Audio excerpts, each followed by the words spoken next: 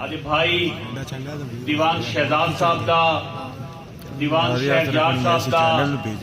दीवान शाहजेब साहब दा, दीवान मिसदाद साहब दा, दीवान रफाक साहब दा, दीवान खुरम साहब दा, ते आदे वड्डे भाई दीवान परवेज साहब दा, मलक मुजतबा फुलरवन साहब दा, दीवान नदीम इमलाक साहब दा, दीवान अदनान इमलाक साहब दा, मेरे भाई चौधरी इफ्तिखार हुसैन छच्चर साहब ते बाकी जितने भी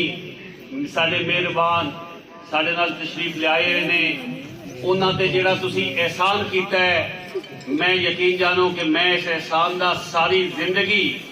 तुहाडी नौकरी करके, तुहाडी ताबेदारी करके, तुहाडी जितनी भी तुहाडी खिदमत कर सका, मैं इस एहसान का बदला सी मिनैसल खानदान नहीं दे सकने हैं। ते मैं शुक्रिया अदा करांगा आदे बुजुर्ग चौधरी जियाउद्दीन साहब दा, ते आदे वड्डे भाई साडे लीडर भी ते सानू सियासी सारे काम लाओ पेट भी सिखाते ने, चौधरी जावेद अलाउद्दीन साहब दा, कि उन्होंने पिछले 5-6 महीने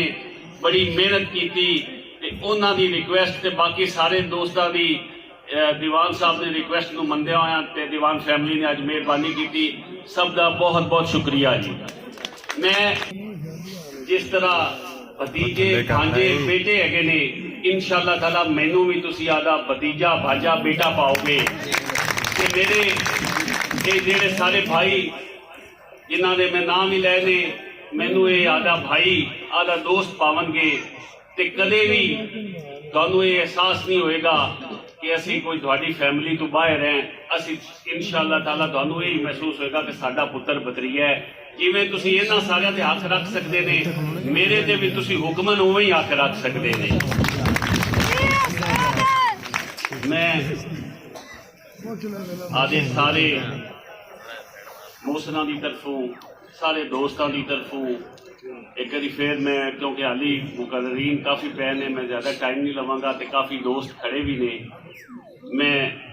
शुक्रिया अदा करांगा।